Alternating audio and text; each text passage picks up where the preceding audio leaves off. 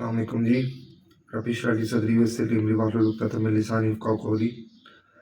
अच्छा जी, आज जो है ना वो हम लोग जिस चीज़ के बारे में बात कर रहे हैं ना, फ़िज़िक्स का हम लोग एक्सेलरेशन के बारे में पढ़ रहे हैं, वेलोसिटी के बारे में पढ़ रहे हैं, स्पीड के बारे में पढ़ रहे हैं, ठीक है? अब कुछ चीज़ें हैं उनके बारे में जो है ना ये बेसिक काफ़ी बेसिक चीज़ें हैं, कुछ 3-4 फ़ॉर्मूले आपने याद करने हैं, ठीक है? इनका ग्रेविटी के साथ क्या लेना-देना है, ठीक है? हम एक्सेलरेशन पढ़ के एक्सेलरेशन ग्रेविटी की वजह से होती है, ग्रेविटी क्या होती है, ये 3-4 चीज़ें आपको कॉन्सेप्ट समझाने हैं, ताकि आपको आगे जाके जिन चीज़ों पे हमने बेस बनानी है अपने न्यूमेरिकल्स की और अगले चैप्टर्स की, उनकी आपकी चीज़ों को समझ आ सके। बहुत ज़्यादा इंपॉर्टेंट लेक्चर होने वाला है कि जब ग्रेविटी की प्रॉब्लम्स आएँगी, जब एक्सेलरेशन की प्रॉब्लम्स आएँगी, तो आपने उन फॉर्मूलों को कैसे सॉल्व करना है और कैसे उनको अप्लाई करना है, ठीक हो गया ना? यहाँ पर जो है ना वो अगर आप बुक की तरफ देखते हैं ना, यहाँ पर मेरे सामने ना आप लोगों को 3 फॉर्मूले यहाँ पे लिखे हैं। ये टॉपिक है sorry solving problems for motion under gravity, ठीक हो गया ना? कि ग्रेविटी के अंदर जो मोशन है उसमें आपने जो है वो क्या करनी है, प्रॉब्लम्स को सॉल्व करना है, ठीक हो गया ना? अच्छा जी, ये टॉपिक इस तरह, 3 equations of motion are used to solve problems for motion of bodies, ठीक हो गया जी? मोशन ऑफ बॉडीज के रिलेटेड प्रॉब्लम्स को सॉल्व करने के लिए 3 इक्वेशंस को यूज किया जाता है। मोशन के रिलेटेड कोई भी प्रॉब्लम हो सकती है, वो प्रॉब्लम स्पीड के रिलेटेड हो सकती है, वो प्रॉब्लम वेलोसिटी के रिलेटेड हो सकती है, वो प्रॉब्लम डिस्टेंस के रिलेटेड हो सकती है, ठीक है? इसी तरीके से वो प्रॉब्लम एक्सेलरेशन के रिलेटेड हो सकती है, वो प्रॉब्लम मोशन के टाइम के रिलेटेड हो सकती है, ठीक है ना? ये 4-5 चीज़ें जिनके बारे में हम अभी तक पढ़ के आए हुए हैं, ठीक है? यूनिफॉर्म स्पीड, वेलोसिटी पढ़ी, डिस्टेंस पढ़ा, एक्सेलरेशन पढ़ा, टाइम पढ़ा, ठीक है? ये हैं प्रॉब्लम्स, ठीक है? कौन सी प्रॉब्लम्स? Related to motion. वो प्रॉब्लम्स जो मोशन से रिलेटेड प्रॉब्लम्स हैं, वो ये हैं, ठीक हो गया ना? अब ये जो प्रॉब्लम्स कहीं भी आती हैं, इनके सॉल्यूशन के लिए, इनके किसके लिए? इनके सॉल्यूशन के लिए क्या रास्ता इख्तियार करना पड़ता है? उसके लिए जो है ना वो 3 इक्वेशंस डिराइव की गई हैं पुरानी किताबों में। जो पुराना कोर्स है उसमें इन इक्वेशंस की डेरिवेशन भी थी, आपने डिराइव करना होता था, ठीक है? इन इक्वेशंस को इक्वेशंस ऑफ मोशंस कहा जाता है, ठीक है? अब हम इनको ज़रा देख लेते हैं क्या है, ठीक है? एक इक्वेशन है V F is equal to V I plus A T, ठीक है? अब ये इक्वेशन कब लगेगी? Final velocity, initial velocity, acceleration और टाइम है, ठीक हो गया ना? अगर आपको फाइनल वेलोसिटी पता है, इनिशियल वेलोसिटी पता है, एक्सेलरेशन दी है, टाइम निकाल सकते हैं। अगर आपको जो है वो इनिशियल वेलोसिटी दी हुई है, एक्सेलरेशन दिया, टाइम दिया, आप फाइनल वेलोसिटी निकाल सकते हैं, ठीक हो गया ना? तो इसको यूज़ किया जा सकता है। इसके बाद एक इक्वेशन है S equal to V I T plus 1/2 A T square, ठीक हो गया ना? अब ये वी आई इनिशियल वेलोसिटी है,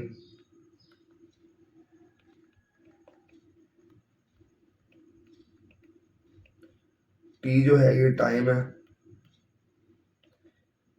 ये ए जो है ये एक्सेलरेशन है,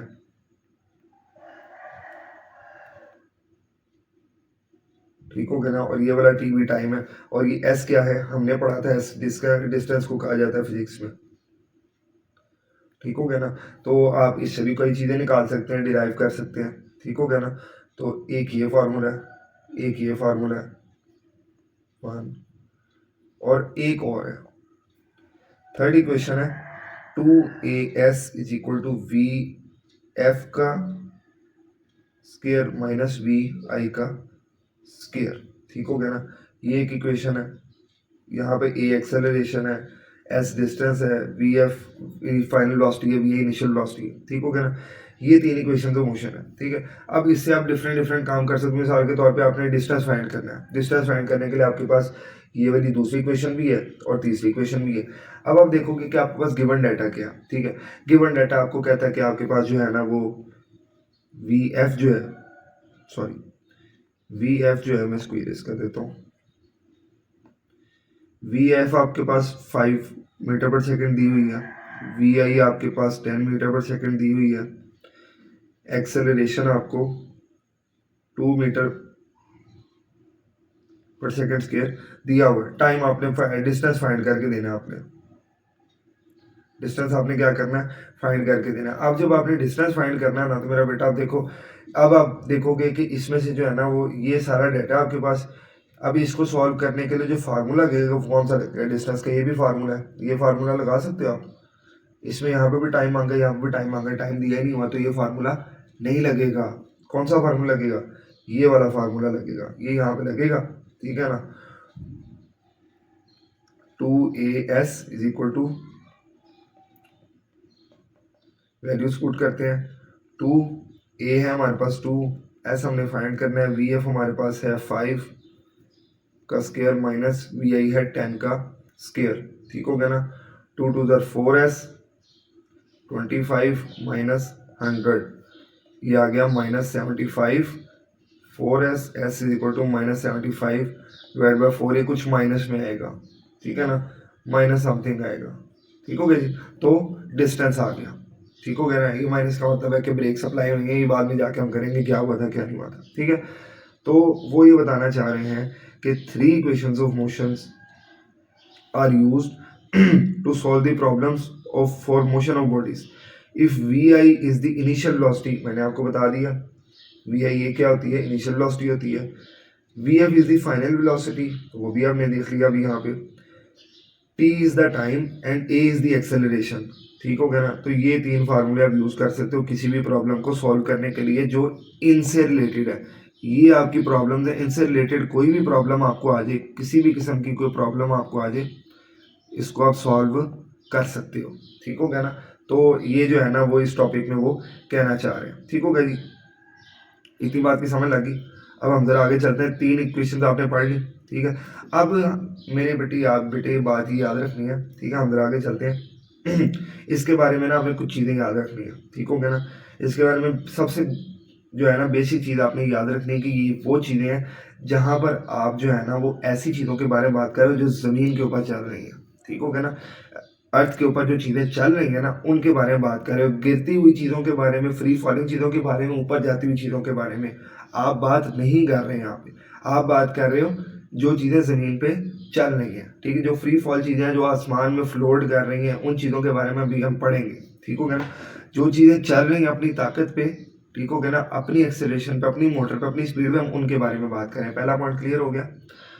दूसरी आपने इसके बारे में क्या चीज़ रखनी है कि ये जितनी मोशन है वो सारी की सारी कौन सी होगी, ये जितनी मोशंस की हम बात करेंगे वो सारी की सारी स्ट्रेट लाइन मोशन होगी, ठीक हो गया ना। क्योंकि जैसे ही आप कर्व करते हैं एक्सेलरेशन डायरेक्शन चेंज होती है, डायरेक्शन से एक्सेलरेशन चेंज होती है। जब एक्सेलरेशन चेंज होगी तो टाइम टू टाइम आपको भी चेंज होता रहेगा। और मैंने आपको कहा था कि जब हम प्रॉब्लम सॉल्व करेंगे तो हम कौन सी एक्सेलरेशन को देखेंगे, यूनिफॉर्म एक्सेलरेशन को देखेंगे। बताया था ना आपको, यूनिफॉर्म स्पीड को देखेंगे। यूनिफॉर्म स्पीड के लिए ज़रूरी है कि कोई कर्व ना लिया जाए, ब्रेक्स ना लगे, ठीक है। उसके लिए स्ट्रेट लाइन मोशन होगी, ठीक है। तो जितनी भी आप प्रॉब्लम्स देखेंगे वो सारी की सारी क्या होंगी, ऐसी बॉडीज की होंगी जो अपनी स्पीड पे चल रही है और स्ट्रेट लाइन मोशन में चल रही है। क्लियर हो गया पहला पॉइंट। दूसरा, चाहे कोई स्केलर क्वांटिटी हो चाहे कोई वेक्टर क्वांटिटी हो, ठीक है ना, हम सिर्फ मैग्नीट्यूड की बात करेंगे। उसकी जो नंबर वैल्यू होगी, मैग्नीट्यूड क्या होता है, हमने पढ़ा था मैग्नीट्यूड के बारे में, 2 चीज़ें होती हैं, एक उसका नंबर प्लस उसका यूनिट, ठीक हो गया ना। ये क्या होता है, ये मैग्नीट्यूड को कहते हैं, ठीक हो गया जी। अच्छा जी, तो सिर्फ हम मैग्नीट्यूड की बात करेंगे, डायरेक्शन की बात नहीं करेंगे। डायरेक्शन की बात हम आगे जाके करेंगे। एक्सेलरेशन यूनिफॉर्म ली जाएगी, ये हमने एक्सेलरेशन वाले टॉपिक में पढ़ लिया था कि हम यूनिफॉर्म एक्सेलरेशन की बात करेंगे, ठीक हो गया जी। दूसरा, direction of initial velocity is taken as positive, ठीक हो गया ना। इनिशियल वेलोसिटी की जो भी डायरेक्शन होगी वो पॉजिटिव ली जाएगी। डायरेक्शन की बात करें, इससे होता है कि अगर आप इस डायरेक्शन में जा रहे हो ये पॉजिटिव, जो भी इनिशियल वेलोसिटी की डायरेक्शन है वही हम डायरेक्शन कंसीडर करेंगे। अगर उस उल्ट जा रहा होगा तो फिर हम नेगेटिव का साइन लगा देंगे साथ। वो कैसे होगा वो मैं आपको आगे जाके बताऊंगा। Other quantities are in the direction of initial velocity are taken as positive. मिसाल के तौर पे एक बॉडी है जिसकी इनिशियल वेलोसिटी 60 की है और वो इस तरफ को जा रही है, सामने को, ठीक हो गया जी। अब जितनी चीज़ें सामने को जा रही हैं वो सारी की सारी पॉजिटिव लेंगे, लेकिन वो कहता है कि नहीं, ब्रेक लगी और चीज़ रिवर्स आई, तो जो रिवर्स आएगी इनिशियल वेलोसिटी की डायरेक्शन, जो चीज़ ऑपोजिट जा रही होगी उसको हम नेगेटिव कंसीडर करेंगे, ठीक है। नेगेटिव साइन ये बताएगा कि इस चीज़ की डायरेक्शन जो है ना ये स्टार्टिंग डायरेक्शन से चेंज है। नेगेटिव साइन हमेशा क्या बताएगा आपको बेटे, मैंने आपको पहले ही बताया था, नेगेटिव साइन जहां पे भी है ये आपको क्या बताएगा, डायरेक्शन बताएगा। नेगेटिव साइन क्या बताएगा, डायरेक्शन बताएगा, ठीक हो गया जी। The quantities opposite to the initial velocity are taken as negative, ठीक है। अब ये हमने बात पढ़ ली बेटे, ये एक ये बात थी, ठीक हो गया ना। ये हमने बात पढ़ ली ऐसी प्रॉब्लम्स के बारे में जो मोशन से रिलेटेड प्रॉब्लम्स है उनके बारे में, ये हमने ये 3 फार्मूले पढ़ लिए और उनकी एक मिसाल हमने यहाँ पर देख ली, ठीक है। और ये वो बॉडीज हमने कहा कि ये जो है ना स्ट्रेट लाइन मोशन है, एक्सेलरेशन यूनिफॉर्म है, सिर्फ मैग्नीट्यूड यूज करेंगे और जो इनिशियल वेलोसिटी की डायरेक्शन है उसी डायरेक्शन को पॉजिटिव माना जाएगा, ठीक है।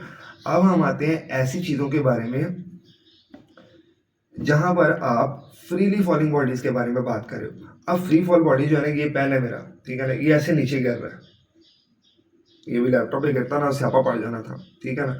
ये पेन है, ये ऐसे नीचे गिर रहा है, ठीक है। अब इसमें कोई मोटर नहीं लगी हुई जिससे ये फोर्स लेके नीचे गिर रहा है। मैंने कोई रेस नहीं दी कि ये खुद ब खुद ही नीचे जा रहा है। मैं रेस दूंगा तो ये मैं जितना मर्जी रेस दे लूँ ये ऊपर नहीं जाएगा जब तक कि मैं इसको ऊपर ना फेंक दूँ, ठीक है ना। और इसमें कौन सी ऐसी ताकत है जो खुद ब खुद ये नीचे आ जाता है, ठीक हो गया ना। तो इसमें जो है ना वो स्पीड अपनी नहीं है, इसकी स्पीड अपनी नहीं है, ये खुद ब खुद ही नीचे आ रहा है, ठीक हो गया ना। कोई ऐसी चीज़ है जो इसको नीचे खींच रही है, ठीक है, इसकी स्पीड अपनी नहीं है, ठीक हो गया ना। तो जब कोई बॉडी फॉल फ्रीली फॉल कर रही होती है, ठीक हो गया ना, जब कोई बॉडी आसमान में होती है ना तो उस पर एक एडिशनल फोर्स लग रही होती है, ठीक हो गया ना। In space an additional force is applied on all bodies। जब सब पे लगती है तो ये क्या होगी, इक्वली लगेगी। और ये फोर्स क्या कहलाती है, ग्रेविटेशनल फोर्स, ठीक हो गया ना। ये क्या कहलाती है, ग्रेविटेशनल फोर्स कहलाती है। ये एक फोर्स क्या होती है, चीज़ों को अपनी तरफ खींचती है, ऊपर से गिरने वाली चीज़ों को भी, जो चीज़ें नीचे से ऊपर जा रही हैं उनको भी अपनी तरफ खींचती है। इसलिए आप देखो कि एक हद तक ऊपर जाती फिर चीज़ वापस नीचे आती, एक हद तक जाएगी रुकेगी और नीचे आ जाएगी, क्योंकि ज़मीन की ग्रेविटेशनल पुल है जिससे वो चीज़ों को अपनी तरफ खींचती है। इसी वजह से हम ज़मीन पर चलने के काबिल होते हैं कि ज़मीन की फोर्स हमें अपनी तरफ खींच के रखती है, हमारे कदम नीचे को लगते हैं तो हम आगे चल पाते हैं, ठीक है। इसको ग्रेविटेशनल फोर्स कहते हैं। अब जब ये चीज़ खींचेगी, ठीक है ना, तो ऑब्वियसली मिसाल के तौर पे ये मेरे पास वायर है, ठीक हो गया ना, ये वायर है, मैंने इसको खींचा, ठीक हो गया ना। ये यहाँ पे स्टिल पड़ी हुई है वायर, यहाँ पे स्टिल है, इसकी कोई स्पीड नहीं है। मैंने इसको ऐसे खींचा, जब मैं खींचूंगा तो इसमें क्या आया, मोशन आया, मोशन से इसमें वेलोसिटी आएगी और वेलोसिटी की वजह से एक्सेलरेशन आएगी, ठीक है। इसी तरीके से बेटे ज़मीन जब चीज़ों को अपनी तरफ खींचती है, ज़मीन जब देखा ना चीज़ों को अपनी तरफ खींचती है तो उस फोर्स की वजह से जो है ना वो एक एक्सेलरेशन उस बॉडी के अंदर ऐड हो जाता है, ठीक है ना। इस फोर्स की वजह से acceleration is produced in all bodies, ठीक हो गया ना। और जो एक्सेलरेशन ग्रेविटी की वजह से होता है मेरे बेटे याद रखना उसको, ग्रेविटेशनल एक्सेलरेशन कहते हैं, उसको क्या कहते हैं, ग्रेविटेशनल एक्सेलरेशन कहते हैं, ठीक है। अब जब जमीन सारों को खींच रही, इसका मतलब है इक्वल फोर्स से खींच रही है, तो जो सारी चीजें जो ऊपर से नीचे गिर रही होंगी उनकी एक्सेलरेशन भी इक्वल होनी चाहिए, क्योंकि जमीन एक जितनी फोर्स लगा रही है। ये तो नहीं ना कि आपको जो है 200 की स्पीड से खींचेगी, मुझे 10 की स्पीड से खींचेगी, आप छत से छलांग मारोगे मेरे से पहले नीचे गिर जाओगे, पॉसिबल नहीं है ना। जमीन एक ही फोर्स से खींच रही है तो एक ही जितनी एक्सेलरेशन लगेगी। तो ये एक्सेलरेशन क्या होती है, कांस्टेंट होती है, सेम होती है सबके लिए, कांस्टेंट होती है या सेम होती है। अब ग्रेविटेशनल एक्सेलरेशन को जो है ना वो हम लिखने के लिए जी लिखते हैं, इसका सिंबल जी होता है और इसकी वैल्यू बेटे 10 मीटर पर सेकंड स्क्वायर होती है। ग्रेविटेशनल एक्सेलरेशन की वैल्यू क्या होती है? 10 मीटर पर सेकंड स्क्वायर होती है। ठीक हो गया ना? क्या होती है? 10 मीटर पर सेकंड स्क्वायर होती है। अब आ जाओ जरा वापस के, हमने जो 3 फार्मूले पढ़े थे ना कि प्रॉब्लम रिलेटेड टू मोशन के लिए, ठीक हो गया ना? हमने क्या किए थे? हमने कहा था whenever you face problems related to motion, हम क्या करेंगे? 3 फार्मूले यूज करेंगे। ठीक हो गया ना? पहला फार्मूला हमने लगाया था V F is equal to V I plus A T. यहाँ पर V F initial velocity, V I final, V F final velocity, V I initial velocity, A acceleration है जो जमीन की है, और टी टाइम है। ठीक है। दूसरा हमने पढ़ा S is equal to V I T plus 1/2 A T square. तीसरा हमने पढ़ा 2as equal to V F square minus V I square. ठीक हो गया जी? अब ये चीज़ें वो मैंने आपको बताया था, ये चीज़ें वो है जो अब जिनकी अपनी स्पीड है, जिनकी अपनी मोशन है, ज़मीन इन पे इतना एक्ट नहीं कर रही। अब जो है ना वो हम लोग ऐसी बॉडीज़ पे आ गए हैं जो कि ऊपर से नीचे गिरी, जिन पे ज़मीन की फोर्स ऑफ ग्रेविटी एक्ट कर रही है। उनके लिए जो है ना ये फार्मूले थोड़े थोड़े चेंज हो जाएंगे। ठीक है, रहेंगे सारे सेम ही। जो वेलोसिटी है वो वेलोसिटी रहेगी, इनिशियल वेलोसिटी वही रहेगी। ये वाला जो ए एक्सेलरेशन है ना, अब ये बन गया ग्रेविटेशनल एक्सेलरेशन। अब एक्सेलरेशन जो है ना वो जमीन की वजह से, तो ए को हम किससे रिप्लेस कर देंगे?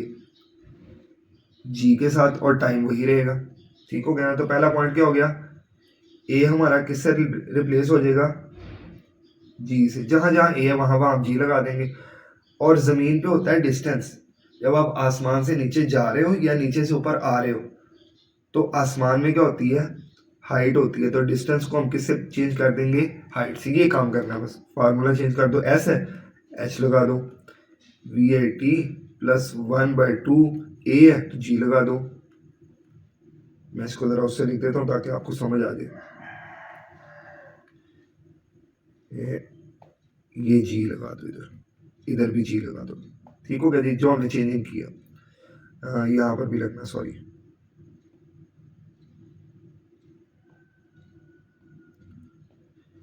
ये एच आ गया। ठीक हो गया जी? इसके बाद जो है ना वो हम लोग अगले फिर फार्मूले लिखेंगे।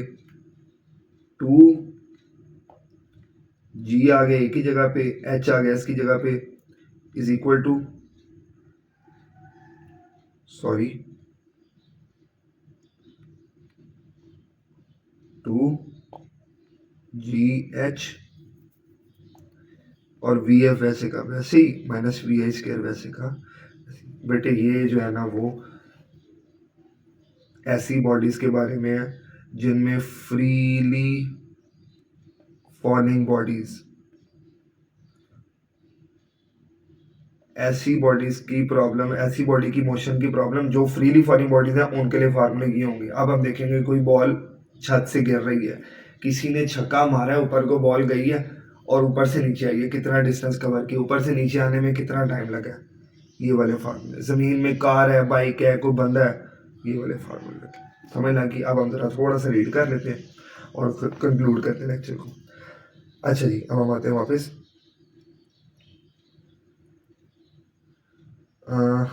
जी,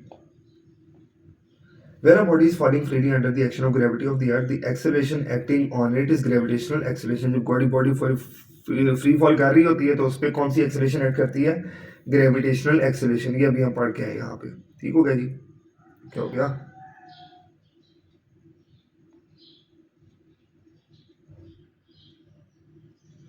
अच्छा जी, हाँ जी। एंड इज डिनोटेड बाय जी। इसका साइन क्या होता है? जी होता है। हमने ये भी पढ़ लिया कि इसको क्या कहा जाता है? जी कहा जाता है। The direction of gravitational acceleration is always downward. जमीन हमेशा नीचे को खींचती है। ठीक हो गया ना?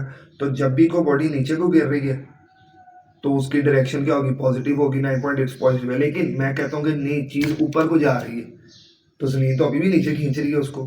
ठीक हो गया ना? तो जब कोई चीज ऊपर को जा रही होगी, एक और पॉइंट लिख लें यहाँ पे, ठीक है ना? कोई चीज डाउनवर्ड आ रही हो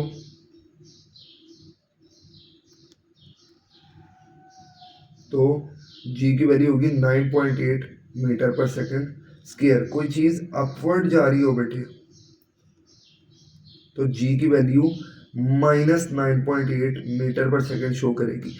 ये माइनस जो है ना ये बताएगा कि कोई चीज़ ऑपोजिट टू अर्थ जा रही है, यानी अर्थ से ऑपोजिट डायरेक्शन में जा रही है। ठीक हो गया ना, ये नेगेटिव साइन सिर्फ ये शो करेगा। अच्छा जी, but for convenience we shall use 10 metre per second square. ये 9.8 होती है, लेकिन हम अपनी आसानी की कैलकुलेशन करने के लिए हम इसकी वैल्यू 10 इस्तेमाल करते हैं। Since freely falling body move vertically downward in a straight line with uniform acceleration, ये वही चीज़ है straight line motion of uniform acceleration जो पहले पढ़ा जी। So the three equation of motion can be applied to the motion of the bodies. जैसे ये अप्लाई होती है वैसे वो भी अप्लाई होंगी। When applying equation of motion the acceleration a is replaced by g, ये लिख दिया। Thus equation of motion for freely falling body can be written as ये और ये, वही मैंने आपको लिखवा दिया। अब यहाँ पर क्या याद रखना है आपने, it should be remembered that while using these equation the following points should be kept in mind. कौन कौन से पॉइंट है, ये मैंने आपको जब एक्सेलरेशन पढ़ाई थी मैंने आपको तभी चीजें बताई थी। If a body is release from some height to fall freely initial velocity will be taken as zero. मिसाल के तौर पे बेटे ये एक चीज है, इसको मैंने ऊपर से नीचे फेंका है, ठीक हो गया ना, तो इसके स्टार्टिंग पॉइंट पे इसकी इनिशियल वेलोसिटी कितनी होगी, जीरो, क्योंकि यहाँ पे मैंने बिल्कुल अब इसको फेंका ही है, तो फेंकने से पहले इसकी वेलोसिटी क्या थी, जीरो। ठीक हो गया ना, नीचे जाते हुए कुछ भी वेलोसिटी हो सकती है, ऊपर इसकी इनिशियल वेलोसिटी क्या थी, जीरो। ठीक हो गया ना, तो जब भी किसी बॉडी को ऊपर से नीचे फेंका जाएगा उसकी इनिशियल वेलोसिटी क्या होगी, जीरो। बहुत ज्यादा इंपॉर्टेंट पॉइंट है। ठीक हो गया ना, लिख लेते हैं इसको। अपवर्ड टू, क्या हो रही है,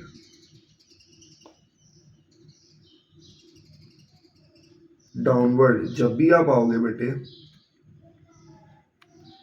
इनिशियल वेलोसिटी वी आई क्या होगी, 0 मीटर पर सेकेंड होगी।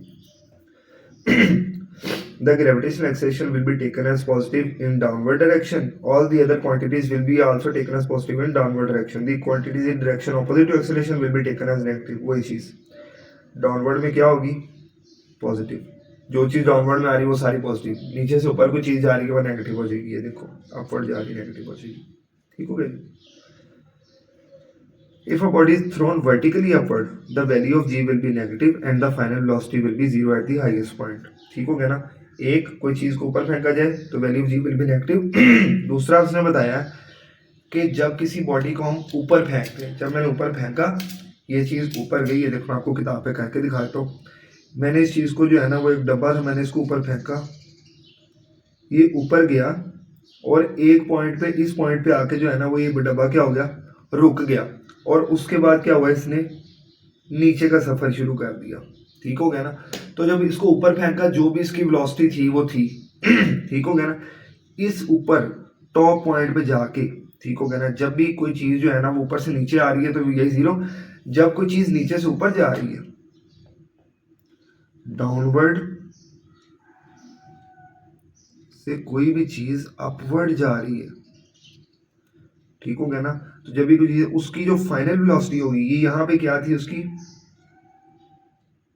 इनिशियल वेलोसिटी, और यहाँ पे क्या होगी फाइनल वेलोसिटी। फाइनल वेलोसिटी उसकी क्या होगी, जीरो हो जाएगी। ठीक है, एमसीक्यू में बार बार आएगा, जब नीचे से ऊपर किसी बॉडी को फेंका जाए तो ऊपर जाके उसकी फाइनल वेलोसिटी क्या हो जाएगी, जीरो हो जाएगी। ठीक है ना, ये दो पॉइंट आपने बेटे लाजमी याद रखने हैं। ठीक हो गया ना, एक नीचे को जी की वैल्यू पॉजिटिव, ऊपर को नेगेटिव।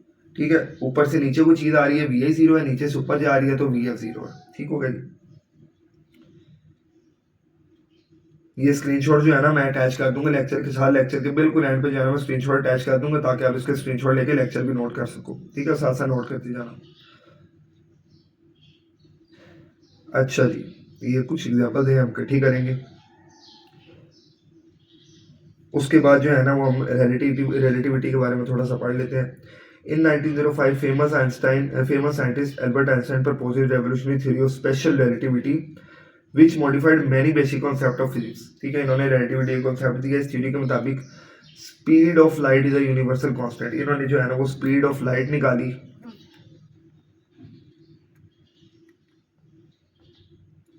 किसने निकाली थी, एल्बर्ट आइंस्टाइन ने निकाली थी। कहाँ पे निकाली थी, अपनी स्पेशल थ्योरी ऑफ रिलेटिविटी में। ठीक हो गया जी। और स्पीड ऑफ लाइट इन्होंने कहा था कि जो v है स्पीड ऑफ लाइट है वो कितनी है, स्पीड ऑफ लाइट को ये e कहते हैं, सॉरी c कहते हैं। ठीक हो गया ना, वो कितनी है 3 मल्टीप्लाई 10⁸ मीटर पर सेकेंड, ये 3 लाख किलोमीटर पर सेकेंड बनता है। वो कह रहे हैं कि जो सी की वैल्यू है पूरी दुनिया में जहां पर भी स्पीड ऑफ लाइट होगी कॉन्स्टेंट होगी। Speed of light remain same for all motions. Any object with mass, जिसका कोई ना कोई वजन है, जिसका कोई ना कोई मैस है, can not achieve speed equal to or greater than speed of light. वो कह रहे हैं जिस किसी चीज का कोई 1 ग्राम वजन है, को माइनस में किसी चीज का इलेक्ट्रॉन प्रोटॉन का वजन है, जिसका भी कोई थोड़ा सा भी मैस है ना, वो स्पीड ऑफ लाइट के करीब या उससे ज्यादा की स्पीड अचीव नहीं कर सकता। ठीक है, एक तो लाइट की स्पीड कांस्टेंट है, ठीक है, और दूसरा वो कह रहे हैं कि speed of light universal speed limit है। ठीक हो गया ना, ये यूनिवर्स की तरफ से स्पीड लिमिट लगाई हुई है कि आप इससे तेज जा ही नहीं सकते। जैसे आपकी मोटरसाइकिल जो है ना वो 100-110 से ऊपर नहीं जा सकती, आप जो मर्जी कर लो, मोटरसाइकिल खुल जाएगी अगर आप जाओगे तो। इसी तरीके से आप जो है ना वो लाइट की स्पीड से ज़्यादा तेज नहीं जा सकते, ये यूनिवर्स ने लिमिट लगाई हुई है। ये क्यों लगाई हुई है, क्या है, आगे जब हम फिजिक्स पढ़ेंगे तब इनको एक्सप्लेन करेंगे। फिलहाल जो स्पेशल थ्योरी ऑफ रिलेटिविटी उसने 3-4 चीज़ें आपको बताई।